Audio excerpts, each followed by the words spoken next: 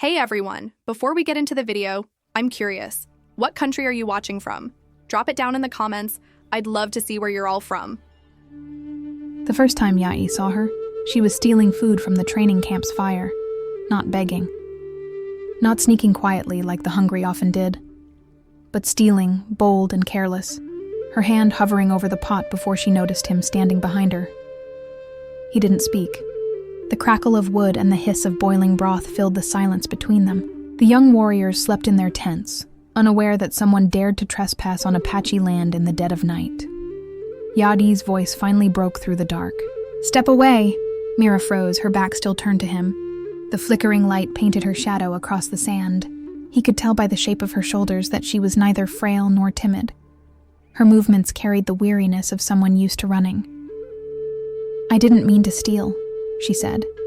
Her tone wasn't pleading. It was flat, almost tired. Yatsi's grip tightened around the spear in his hand. "You mean to lie, then?" That made her turn. The firelight caught her face, dust on her cheeks, lips cracked from thirst, and eyes that met his without hesitation. There was something defiant there, not arrogance, but the kind of defiance that came from being too tired to kneel. He studied her. No tribe markings, no weapons.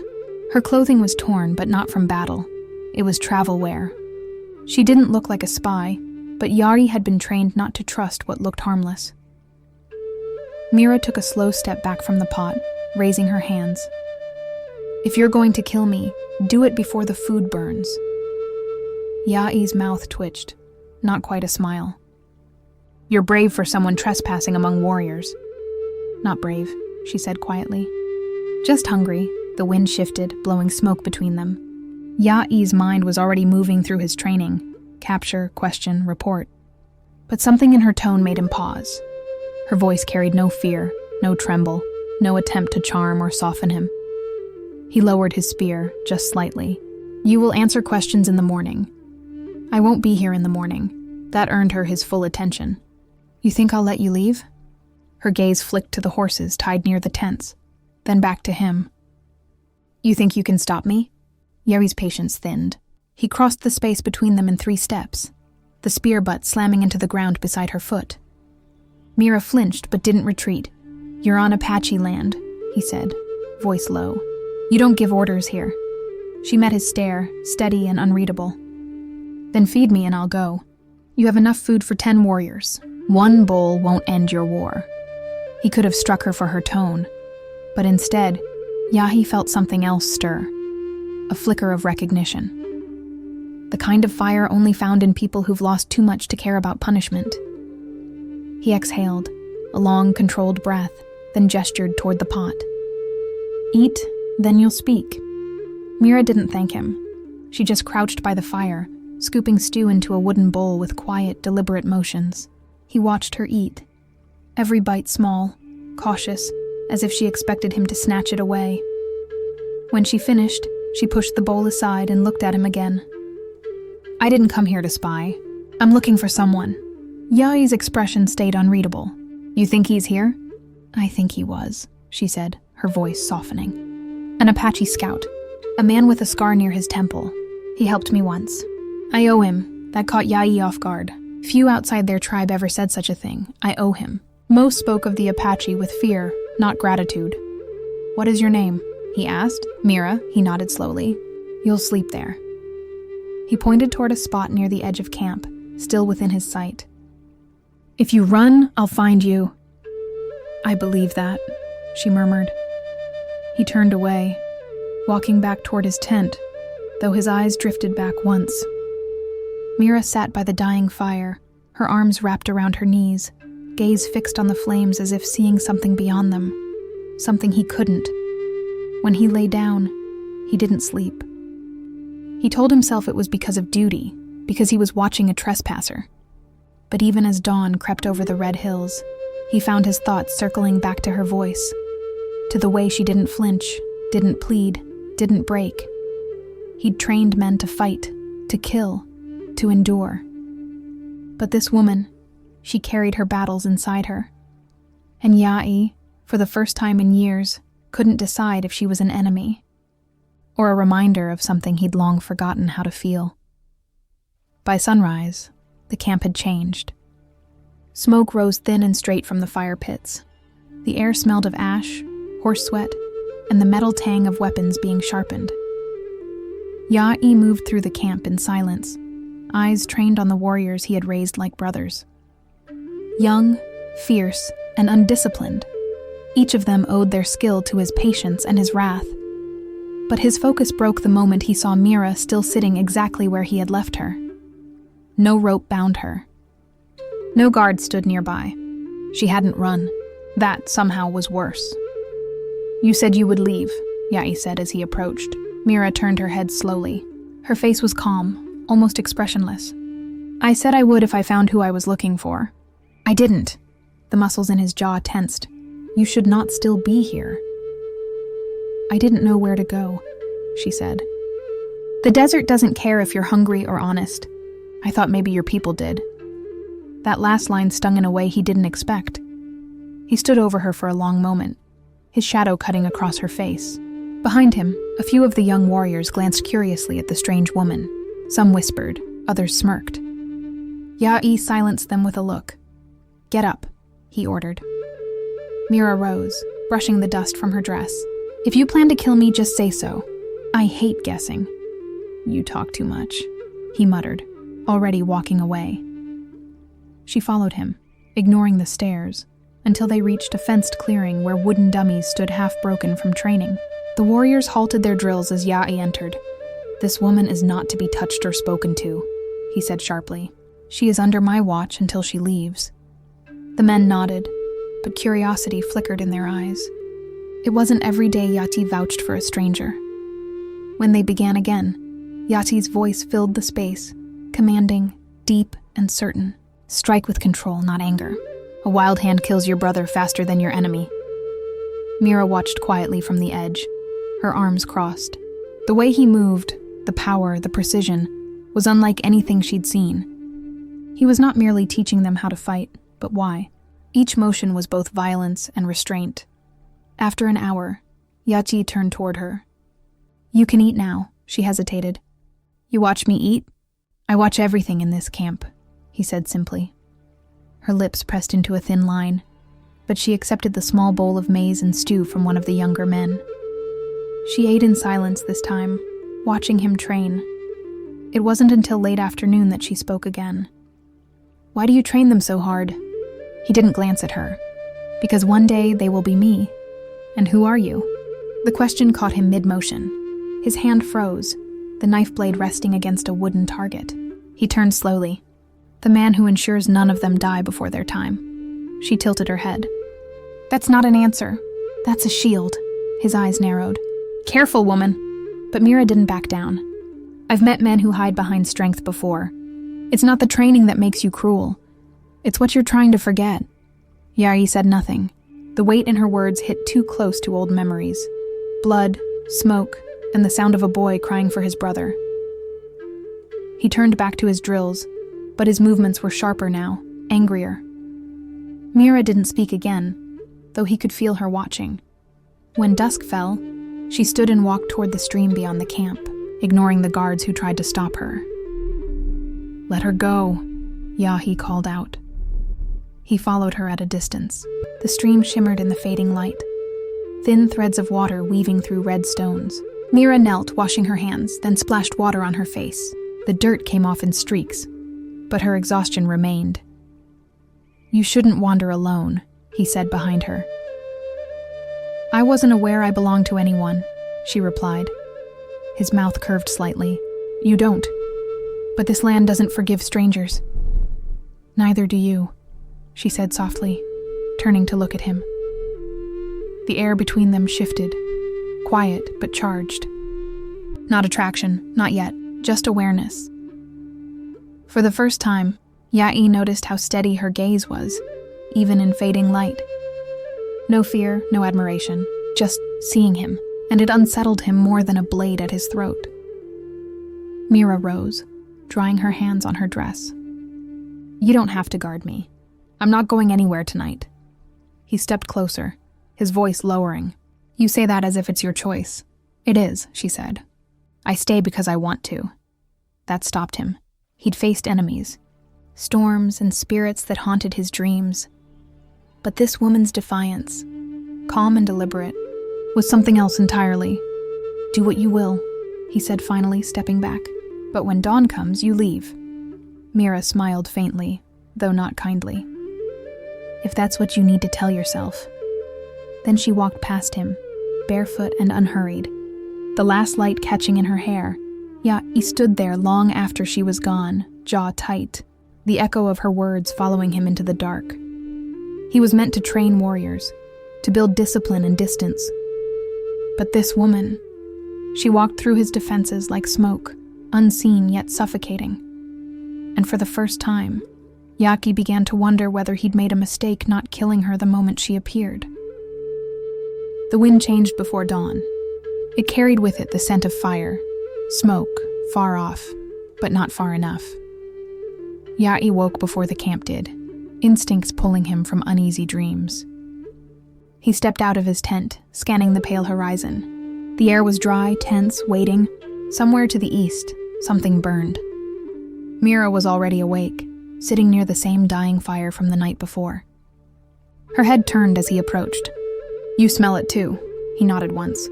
Settlers' camp maybe, or raiders. Yours? She asked, his gaze sharpened. No, but they're close. He didn't explain further. Within minutes, the camp was stirring. Warriors armed themselves in silence, eyes following Yai's gestures. He was calm, but direct.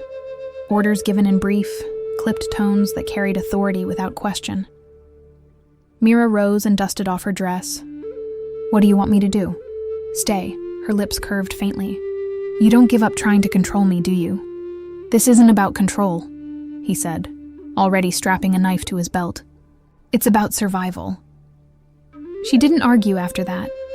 The warriors rode out, a line of dark silhouettes moving through the thinning smoke. Mira watched until they vanished into the pale morning haze. She didn't know why, but her stomach twisted. Something in the way Yai moved, so sure, so silent, looked too much like a man walking toward something he'd already accepted. By noon, they returned. Dust on their faces, blood on their hands, not theirs.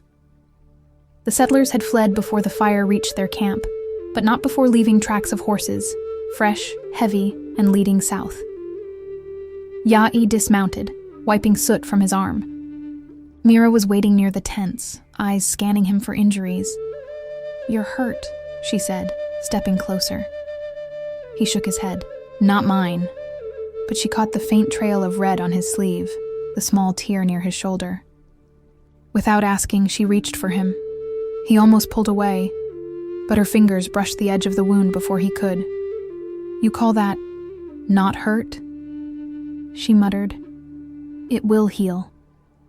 Everything heals until it doesn't, she said softly. He froze at that, just for a second. There was something in her tone, something too familiar. She tore a strip from her dress and pressed it against the cut. He didn't move, though every instinct told him to step back. The warmth of her hand through the cloth startled him more than any blade could. When she tied the fabric tight, she looked up. There, now you can go back to pretending you don't bleed. Yai's jaw flexed. You talk like you've seen war. Mira didn't answer. She turned her gaze toward the horizon, where the last curls of smoke still rose. I've seen enough to know it doesn't end. Not really. He studied her for a long time. The wind tugged at her hair. Ash still clung to the folds of her dress. She didn't look broken. But something in her had already been burned away. Who was he? He asked quietly. The scout you were looking for. She hesitated. He helped me escape. From men who didn't care whether I lived or died. Soldiers? She nodded once. I owed him my life. He told me to go east. Said he'd find me when it was safe. He never did. Yadi's eyes softened barely. You came through dangerous land for a ghost. Maybe, she said, meeting his gaze. But I'd rather chase a ghost than live with a debt unpaid. There was no false sadness in her voice. No trembling. Just truth. That alone earned his respect more than any apology could. He turned away before she could see the flicker of understanding that crossed his face. You can stay another night, but at sunrise you go. "Of course," she said, but there was a faint smile on her lips, one that told him she had no intention of obeying. That night, a storm gathered beyond the mountains. The wind rose, howling through the camp, tugging at tents and scattering ashes. Yati stood outside, watching the lightning carve pale lines across the sky. Behind him, Mira sat beneath the shelter of his tent flap, hugging her knees. "You should sleep," he said without turning. "I can't." "Afraid? Of what?" she asked. "You?" He finally looked back at her. "Of anything?" Mira's eyes reflected the lightning for an instant. "I stopped being afraid when I realized fear doesn't save you. It only slows you down." He stepped closer, the wind whipping between them. "Then you'll die fast, maybe," she said quietly. "But not running." He stared at her, and for the first time, he didn't see a trespasser or a fool. He saw someone who carried her pain the same way he carried his, hidden, silent, and ready to bite when cornered. The storm broke then. Rain hammered down, fierce and cold. Ya'ai ducked into the tent, water streaming from his hair. Mira shifted to make room, though neither spoke. Outside, thunder rolled like distant drums. Inside, silence stretched taut between them. He could feel her presence, close enough to sense the warmth of her skin, far enough that neither dared move. Ya'i had fought men with blades, had stared death in the face without blinking. But sitting in that storm, inches from this woman who would not bow or bend, he realized something terrifying. It wasn't her defiance that unsettled him. It was the part of him that wanted to see what would happen if she stayed. The rain didn't last. By dawn, the desert looked washed clean, but the air hung heavy with tension. The scent of wet earth clung to everything, sharp and metallic. Yachi hadn't slept. He'd spent most of the night watching the storm, listening to the small, even rhythm of Mira's breathing just a few feet away. When the light broke, he stepped outside, needing distance from the thoughts clawing at him. But the quiet didn't last long. A horn sounded at the edge of the valley, a short, piercing note that sent every warrior's hand to their weapons. Ya'i's spine straightened. Only one group used that call: outsiders, soldiers. Within minutes, a small patrol rode into view. 6 men, dust-caked and armed, their rifles slung low. Their leader raised a hand, signaling peace, but his eyes said otherwise. Mira stepped out of the tent, still barefoot, her hair loose and tangled from the night. When she saw the uniforms, her face drained of color. Ya'i noticed. "You know them?" Her answer came too fast. "No." He didn't believe her. The soldiers dismounted, boots sinking into wet soil. The leader, a tall man with a scar across his chin, stepped forward. "We're looking for a woman," he said. "Escaped from a supply convoy 2 weeks back. Dangerous." Yachi's voice was calm, but his stance changed, weight balanced like a coiled blade. "Describe her?" "Dark hair, thin, might have a wound near her lip." The world stilled. Even the horses stopped moving. Ya'i said nothing. Behind him, Mira didn't breathe. The soldier's gaze swept over the camp until it landed on her. His mouth twisted. "There she is." 2 men reached for her, but Ya'i stepped between them before they could take another step. "Your land ends miles from here," he said, voice low. "You cross it now." The soldier sneered. "She's a thief. Took a horse, rations, a knife. We're taking her back." Yet he didn't move. "You'll leave her." For a heartbeat, silence hung like a blade. Then one of the soldiers raised his rifle slightly, just enough to be stupid. The motion was met by the swift snap of Ya'i's hand. His knife was out, pressed against the man's throat before the rifle fully rose. "Lower it," Ya'i growled. The leader raised both palms, forced calm. "We don't want trouble." "You found it," Ya'i said. The warriors behind him had drawn their bows, silent and ready. The soldiers looked around, realizing they were outnumbered and surrounded. After a long moment, the leader spat to the side. "Fine, keep her. She's not worth blood." He turned his horse and rode off, the others following. The sound of hooves faded into the wind, leaving behind a suffocating quiet. Ya-i didn't move until the last of them disappeared beyond the ridge. Only then did he lower the blade. He turned to Mira. "Thief?" Her voice was barely above a whisper. "They weren't soldiers. They were traitors. I worked for them. They treated me like an animal. I took what I needed to survive." "You lied," he said flatly. "I had to." Ya-i stepped closer. "You put this camp in danger," her chin lifted. "And you saved me anyway." That silence between them felt like fire, burning, blinding. He hated that she was right. Hated that when the guns rose, he hadn't hesitated. "You should go," he said at last. Mira looked at him, really looked at him. "If I leave, they'll find me. Then you'll run faster. And if they come back for me here?" His eyes darkened. "Then I'll kill them." It wasn't a promise. It was fact. But even saying it left something raw inside him. He turned away before she could see it. "Get inside. You don't speak to anyone." She didn't move. "You can't keep pretending you don't care." He froze in place. And for a long moment, neither spoke. Then he said, without looking back, "You mistake duty for care." Mira's voice softened. "No, you mistake care for weakness." That night, no one slept easily. The camp felt smaller, the air heavier. Every sound beyond the fires made the men twitch. Ya-i sat alone on the edge of camp, sharpening his knife under the moonlight. The stars stretched endless above, but all he could feel was the space she'd carved into his thoughts. Behind him, he heard soft footsteps. Mira again, always quiet, but never invisible. "You shouldn't be here," he said. "I couldn't sleep." Neither could I. She sat down beside him, knees drawn up, arms folded against the chill. They stayed silent for a long time. The fire crackled in the distance, throwing faint gold across her skin. "You could have let them take me," she said finally. "I should have. Then why didn't you?" His answer came slow, like it hurt to say. "Because I don't like men who hunt the weak." She turned to him, eyes steady. "You don't see me as weak," he hesitated. "No, that's what makes you dangerous." Their eyes met then, the air thick with something neither wanted to name. The world outside had quieted. The desert wind, the restless horses, the guards' murmurs, all fading into nothing. And for a brief, unguarded heartbeat, it wasn't about survival anymore. It was about the way she looked at him, as if he wasn't just the man who trained warriors, but the man who might someday forget how. The rain had not come for weeks. The land lay cracked and thirsty, the air sharp with dust. In the canyons below the ridge, smoke from distant fires drifted through the wind like ghosts.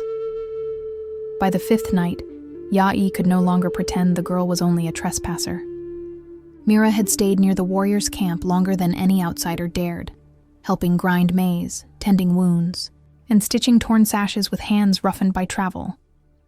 The others watched her with quiet disapproval. A woman who came from nowhere, who did not speak of her people, who lingered by the warrior chief's fire too often. But Ya-i said nothing, not even to himself. That evening, the tribe prepared for a hunt.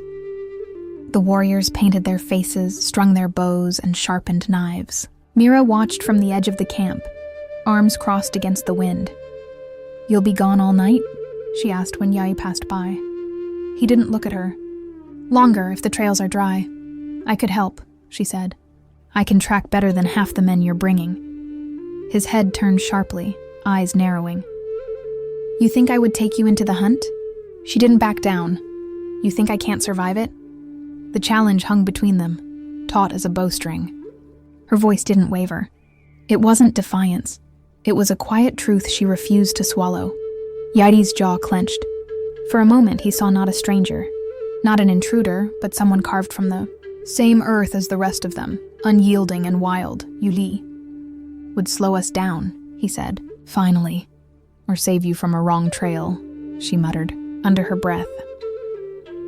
He turned away before she could see the hint of a smirk, trying to escape. The hunt failed. By dawn, the men returned empty-handed and hollow-eyed. The fire was low, and the chief's voice was quiet when he spoke of omens, how animals fled before storms. How the desert never lied about what was coming.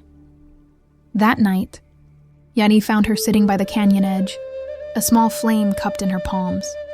"You should be inside," he said, voice low. She looked up at him, firelight reflecting in her pupils. "You came back early. The land's gone strange. There's movement near the North Ridge. Not wolves, not our kind." She blew gently at the flame, keeping it alive. "You think it's me who brought it?" He didn't answer, but she saw it in his silence. The suspicion, the fear. "You think I'm a curse," she whispered. "No," he said slowly. "I think you're trouble." Her lips twitched. "Is there a difference?" His gaze met hers then, and the air shifted. Something unspoken tangled between them. Fear, fascination, hunger, all in one breath. The night wind carried embers past their faces. Her flame flickered, nearly dying. He reached out, instinctively covering her hands with his to shield it. For a heartbeat, they were still. The warmth of her skin burned through the roughness of his palms. He should have pulled away. He didn't. Her voice broke the silence, soft as the flame between them. "Why do you keep looking at me like that?" "Like what?" "Like you're trying to remember me." Ya-i exhaled sharply and rose, stepping back. "Go to sleep, Mira." But when he turned away, she called after him, voice low, certain. "You can't forget me. Not anymore." That night, thunder rolled in the distance, and Ya-i didn't sleep. Every time he closed his eyes, he saw her face lit by fire, half defiance, half sorrow. And though he tried to convince himself otherwise, he knew what that meant. The warrior who trained others to control desire was losing to his own. For 3 nights, the rain held back, and so did Ya-i. The village was restless. Fires burned late. The wind howled through the canyons as if carrying the voices of the dead.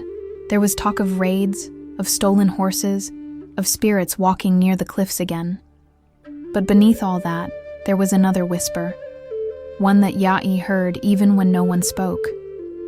Mira's voice. The sound of it lingered in his mind like smoke that refused to clear. She had not spoken to him since that night by the fire. Yet every time he crossed the camp, she was there, tending to the wounded, washing hides, laughing quietly with the elders' wives. She looked as if she belonged there now, and that was what unsettled him most, because she didn't. That evening, as the sky turned bruised with sunset, Ya-i was sharpening his blade outside the training circle when he saw her again. She carried a bundle of herbs, her fingers stained green, her face set in that same stubborn calm. "You're wasting those," he said without looking up. "They'll keep the fever down," she replied. He ran the whetstone down the edge of his knife. "You're not a healer, and you're not my chief." He looked up sharply. "You forget whose ground you stand on." "Then remind me," she said, stepping closer. The words were quiet, but they hit like a strike to the chest. The air between them thickened. Her scent, smoke and rain and wild sage, wrapped around him like something dangerous. He stood, towering over her, the blade in his hand catching the last of the dying light. "You don't know what you're asking for." Her gaze didn't waver. "Then tell me, Mira, tell me why you keep pushing me away." The blade fell from his hand into the dirt. For the first time, Ya-i's composure cracked. His hand came up, fingers brushing her chin where that faint scar still marked her skin. "You don't belong here," he said, voice rough. "And I can't," she caught his wrist. "You already have." He froze. Every reason, every oath, every thread of discipline he'd built unraveled in that moment. The distance between them vanished as he leaned in, his forehead resting against hers. The world outside, the smoke, the camp, the noise, faded.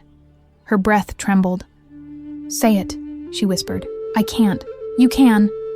He exhaled, the words barely sound. "You make me forget what I'm meant to be." And before either of them could stop it, his mouth found hers. It wasn't gentle. It wasn't patient. It was the kind of kiss born out of denial too long held. The clash of restraint and longing breaking all at once. Her hands gripped his shoulders, dragging him closer. The fire nearby hissed as sparks leapt into the dark. The wind surged, as if even the earth reacted to what they had done. When they finally parted, her lips were swollen, his breath unsteady. "This never happened," he said, eyes burning. She looked at him, chest rising fast. "Then why are you shaking?" He turned away, fists tightening. "Because if I look at you again, I'll forget the rest." That night, he left his tent and walked deep into the canyons. He knelt by the riverbed, hands gripping the cold stone, trying to wash the taste of her from his mouth. But the water did nothing. No matter how much he tried to bury it, Mira had already taken root inside him. Dangerous, unstoppable, and real. The morning after the storm broke, everything changed. The air smelled of wet earth and smoke. The canyons echoed with shouts. Horses were gone. 3 warriors lay wounded near the ridge. An ambush, they said, from men who'd crossed the border in the night. Yashi was already awake when the alarm rose. His blade was at his hip before he'd even drawn breath. But as he stepped into the open, he saw her, Mira. Her dress was smeared with dust, her hands red from tending the wounded. When she looked up, her face told him she already knew. He strode toward her. "You were near the ridge yesterday. I gathered herbs.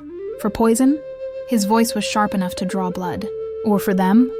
Her jaw tightened. "You think I brought the raiders?" "They came the day after you stayed in our camp. They knew where to strike. You tell me what I should think." The others were watching now, silent, waiting. "I helped your wounded. I kept your fire burning," she said, voice breaking but firm. "If I wanted you dead, I would have left you to the storm." Ya'i stared at her, heart pounding. He wanted to believe her. He wanted it so badly it terrified him. But the chief's voice cut through the silence. "The stranger leaves by dusk, or the spirits take her by night." Mira didn't plead. She just looked at Yari one last time, eyes dark, unreadable. "So this is what forgetting duty cost you." Then she turned and walked away. By sunset, the camp had fallen quiet. Ya'i stood on the ridge, watching her silhouette grow smaller against the horizon. The sky was painted in the colors of a dying fire, red, gold, ash gray. He should have felt relief. Instead, the emptiness inside him roared louder than any war cry.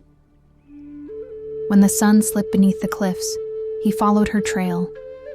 He found her by the riverbed, where the land glowed with the last light of dusk.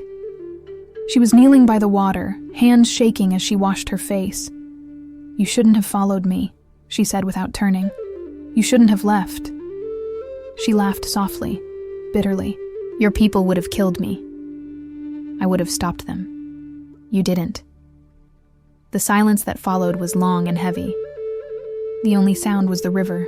He knelt beside her, eyes fixed on the current. "If I stay here, I lose everything I've sworn to protect. If I let you go, I lose everything I didn't know I wanted." Mira looked at him then, tears caught in the fading light. "Then which do you choose?" Ya'i's breath trembled. "Neither. Because no choice I make can keep you safe."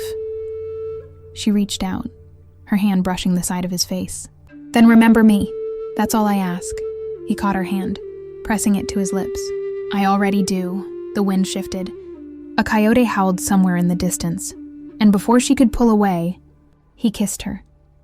This time softer, slower, like he knew it would be the last. When he opened his eyes, she was gone.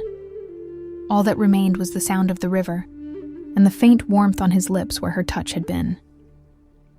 By dawn, Ya'i returned to the camp alone.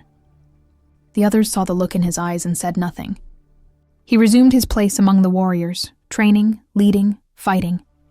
But some nights, when the fire burned low, he would stare into the flame and see her there. Barefoot, wild, smiling at him, like the world had not already taken everything. He had not forgotten duty.